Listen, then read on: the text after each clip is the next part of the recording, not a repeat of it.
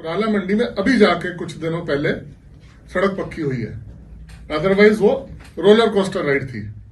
वहां पे भी 50 ट्रक आ जाए बड़े तो जगह नहीं है, ना सड़क पे ना अंदर।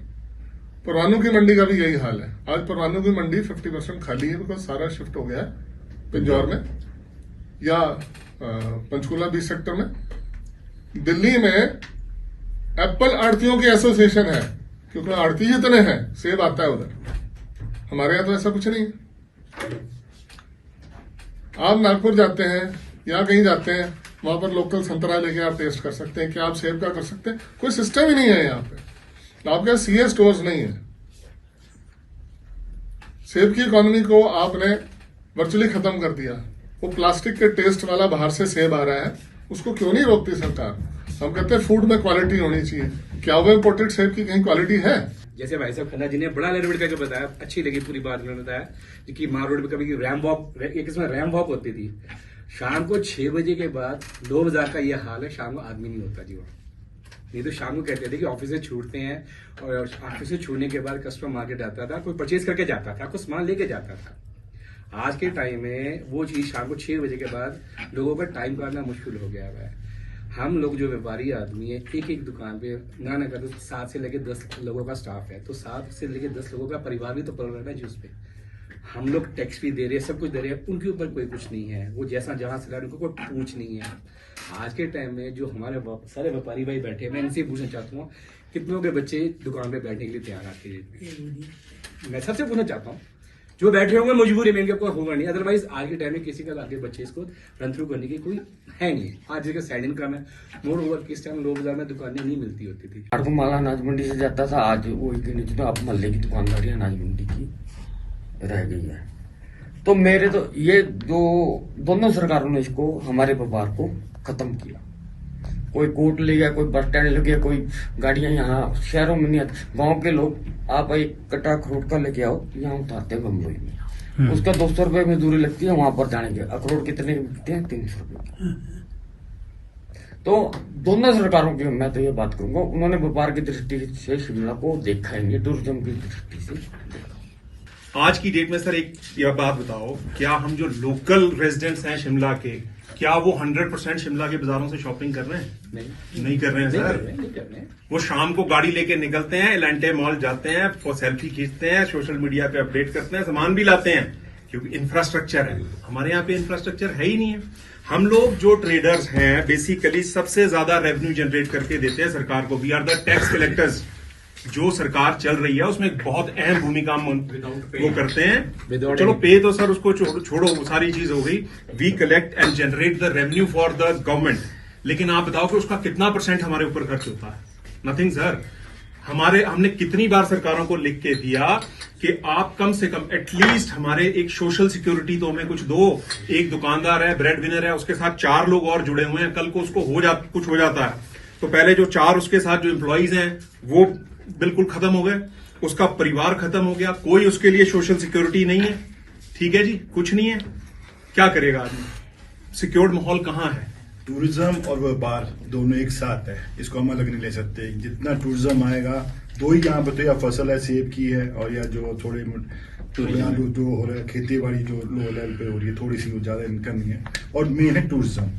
टूरिज्म के लिए डेवलपमेंट चाहिए। कई साल हो चुके हैं, टूरिज्म के बारे में कुछ नहीं है। टूरिस्ट आता है पैसा खर्चने के लिए, लेकर आता है कि मेरे को 3-4 दिन पैसे खर्चने ही हैं वो, लेकिन हिमाचल में नहीं आ पा रहा। और स्टेट्स की कोई एडवर्टाइजमेंट होती है, हमारे हिमाचल की कोई एडवर्टाइजमेंट, कोई नेशनल लेवल पे कोई पब्लिसिटी नहीं है, कोई मार्केटिंग नहीं है। हमारे टूरिज्म स्टेट्स को जाना चाहिए, क्योंकि पैसा तो सबको चाहिए, हर एक स्टेट को चाहिए, और वही पैसा बढ़ता है सबके आपस में। अगर मेरे पास पैसा आएगा तो मैं सब जगह उसको स्पेंड भी करूंगा। तो टूरिज्म के बारे में इनको अच्छा सोचना चाहिए, हर लेवल पे इसको प्रमोट करना चाहिए। टूरिज्म को हर लेवल पे, नेशनल इंटरनेशनल पे जितने फेट्स होते हैं सब में हमारा हिमाचल का काउंटर लगना चाहिए, सब्सिडीज देनी चाहिए। पार्किंग एक बड़ी समस्या है। अगर आप शहर में आते हो, आप आजकल पार्किंग गाड़ियां बाहर छोड़ देते हैं। क्यों? कोई गाड़ी नहीं अपनी छोड़ना चाहता। आप इतनी दूर पार्किंग बना दिया, वो कहेगी जी वहां से 3 किलोमीटर दूर गाड़ी कोई नहीं छोड़ता अपना सामान। वो कहेगा मैं ऐसी जगह जाऊंगा जहां ड्राइविंग मिलेगा। तो टूरिज्म के लिए हिसाब से पार्किंग एक बहुत बड़ी बात है, और आज का नहीं सोचना सरकार को। और ये इसमें रौनक अभी वीरानी छा गई है जी पूरी। मतलब कि अब सरकार से यही मांग रहेगी कि जितने भी हमारे पॉइंट हैं ये सब डेवलप किए जाएं, और व्यापारियों की तरफ भी थोड़ा ध्यान दिया जाए। और अपने अगर हमारा काम नहीं होगा तो हम टैक्स नहीं देंगे, टैक्स नहीं देंगे तो सरकार को रेवेन्यू नहीं आएगा जी। कर रहे थे, दुकानदार ने अगर रेनोवेशन करनी है ना जी, उसको अगर शीशा लाना है, कोई भी मटेरियल लाना है, उसको रोड हेड पे ही लाना पड़ता है, जैसे सब लाते हैं। लेकिन उसको मेरा ख्याल है कि जो जितना 10-15-20% दुकानदार ने यहां से बड़ी मार्केट में जाके बचाया होता है ना जी, वो मजदूरी में चला जाता है। हमारे बहुत बड़े भाई साहब बैठे हैं, हरजीत जी, ये इस बात से अच्छी तरह से वाकफ है। क्यों ना इनको ही इस तरह के कोई पॉकेट्स बना के दिए जाएं जो माल रोड के बिल्कुल आसपास हों, ताकि गाड़ी इनकी वहां आए, वहां से सारी चीजें सप्लाई हो जाएं। और जहां तक शीशे का मामला है या काउंटर्स का मामला है या बैंक वालों का या ज्वेलर्स का सेफ का मामला है, अभी भाई साहब बता रहे थे कि 40,000 रुपया सिर्फ मजदूरों ने मजदूरी मांग ली कि सेफ हम दुकान तक पहुंचाएंगे। सर आप किस हिसाब से उसको देखिए, वो भी हमारे भाई हैं, कमाने आए हुए हैं, लेकिन बेतहाशा पैसे। अब मजबूरी में तो मैं फंसा हूं, मैंने काउंटर भेजना है या लाना है, मेरे को उसने 5,000 मांगे, मैं कहूंगा यार ले ले यार 4,000 रुपया, तो मेरे सिरदर्दी निपटा, मेरी तो कल ओपनिंग है। तो ये बहुत एक जरूरी चीज है। हमारा भी आपके माध्यम से यही रहेगा कि जी इन मंडियों को जो है इकट्ठा करना बहुत जरूरी है। नहीं तो आने वाले समय के अंदर सिर्फ एक छोटे छोटे बाजार रह जाएंगे कि अनाज मंडी था, गंज बाजार ही है, गंज बाजार वाले ही खरीदेंगे, यहाँ बाहर वाले लोग नहीं आते। तो ऐसे ऐसे करके जब सारे शिमला के लोग जो है एक जगह इकट्ठे होंगे, तभी जाकर के इस कारोबार को और व्यापारियों को थोड़ा सा इसका लाभ मिलेगा। अदरवाइज आज के व्यापारी की सोच ये हो चुकी है कि बस मेरे तक ही है, मैंने ही करना है, उसके बाद तो यहाँ बैठा कर किसी को फायदा नहीं है। ये सोच मोस्टली 50% 60% की बन चुकी है और कोई भी आने वाली जनरेशन जो है वो अपने गद्दी पे बैठने के लिए तैयार नहीं है। तो यही कारण है कि उनको दिख ही नहीं रहा है कि भविष्य में क्या होने वाला है। पार्किंग की समस्या की वजह से पार्किंग बिल्कुल नहीं है। पता नहीं सरकारों को क्यों नहीं नजर आता कि शिमला में भाई parking is a very important issue. लेकिन आम आदमी को सबको दिख रहा है, हम सबको महसूस हो रहा है, लेकिन सरकारों को किसी को महसूस नहीं हो रहा कि शिमला में पार्किंग की जरूरत है। मैं पिछले 30 साल से होटल का काम करता हूँ जी। पहले हमारे को बसें आती थी टूरिस्ट्स की, बंगाली आते थे, गुजराती आते थे, बसें लक्कड़ जार पे होटल के आगे हम उतारते थे और हमारे टूरिस्ट अंदर चला जाता था।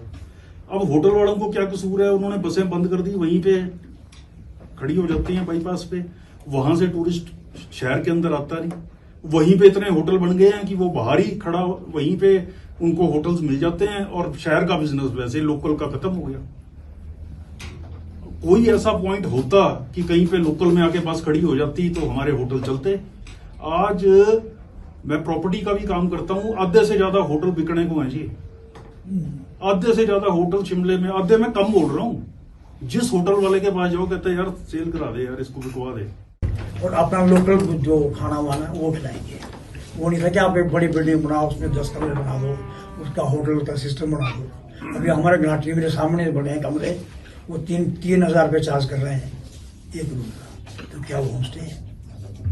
More expensive than hotel sir, more than. आप खाना सर कंप्लीट कर लीजिए। गाड़ी खड़ी करने के लिए जगह ही नहीं है। लेबर का भी प्रॉब्लम है, लेबर पैसे ज्यादा लेती है हम बोलते हैं, लेकिन उसकी भी प्रॉब्लम है। लेबर को सारी रात तो सोने के लिए मिलता नहीं है। अब जिसने रखा, मैंने 2 आदमी रखे, रात को तो मैं उससे गाड़ी उतरवाऊंगा, सुबह उसको बोलूंगा यार ये मेरे 2 फेरे छोड़ के आ, इसलिए वो हमारे से पैसे भी ज्यादा मांगता है। इन्हीं वजहों से जब वो गाड़ी उतरी नहीं।